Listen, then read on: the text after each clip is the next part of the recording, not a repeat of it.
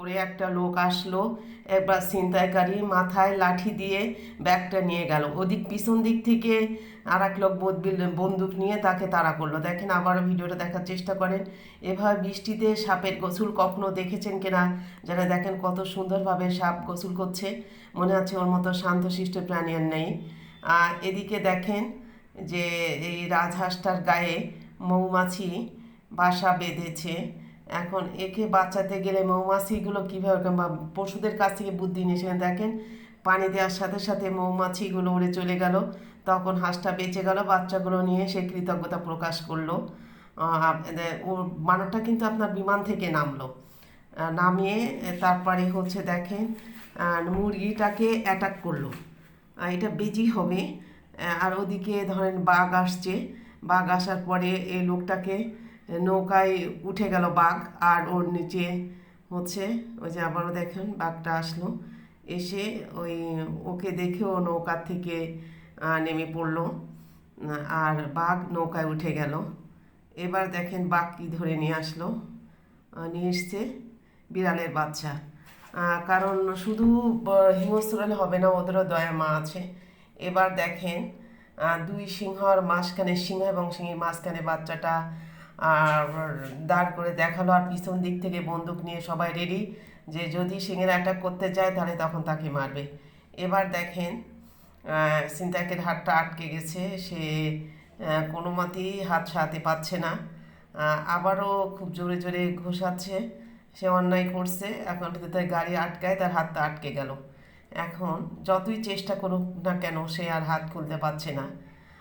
এখন এটা হচ্ছে একটা শিক্ষণীয় ভিডিও, আপনারা দেখুন যে কীভাবে কী হলো, কেন তার হাতটা আটকে গেল। আমরা যদি দেখি তাহলে দেখা যায় যে মেয়েটা গাড়ি থেকে নামলো, আর লোকটা তার পিছনে পিছনে ছুটতেই থাকলো, উদ্দেশ্য ব্যাগটা নেওয়া। ছিনতাইকারী ব্যাগটা যেই নিতে গেছে সেই বাইকের চাবিটা নিয়ে নিল। এরকম সতর্কমূলক ভিডিও যদি আমরা দেখতাম এবং জানতাম, তাহলে কিন্তু বুদ্ধি দিয়ে বাঁচা যায়। তো যাই হোক, সেই জন্য চাবি নিতে গিয়ে তার হাত আটকে গেছে।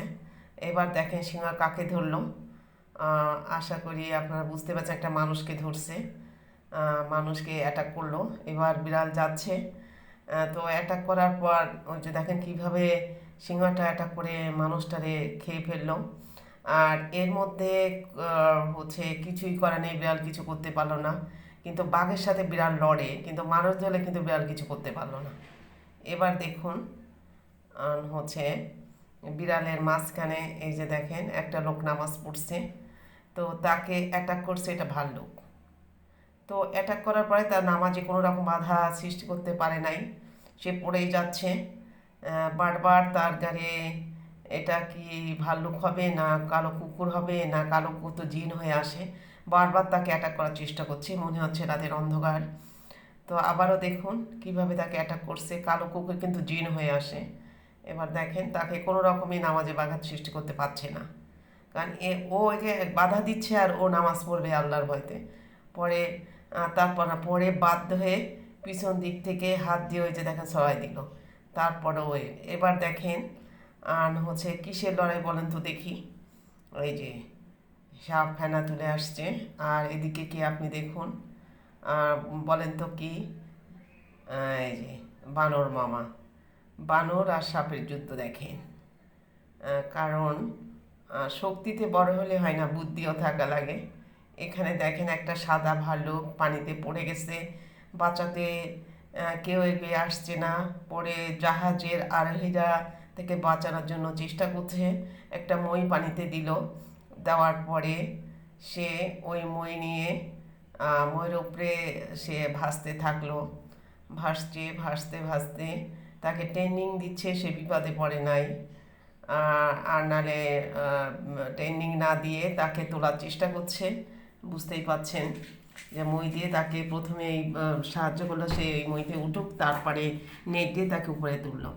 এভাবে পশুদের প্রতি কৃতজ্ঞতা দেখানো এখনও অনেক মানুষ আছে, অথচ এই প্রাণীগুলো যখন তখন অ্যাটাক করতে পারে। এটাকে আপনি কি বলবেন? দেখেন, আবার দেখেন সাদা কি ভাল্লুক, সাদা ভাল্লুক আপনারা কখনো দেখেছেন? এই যে ভাল্লুক, না পান্ডা না সাদা ডগ। এভাবেই আমরা কিছু ভিডিও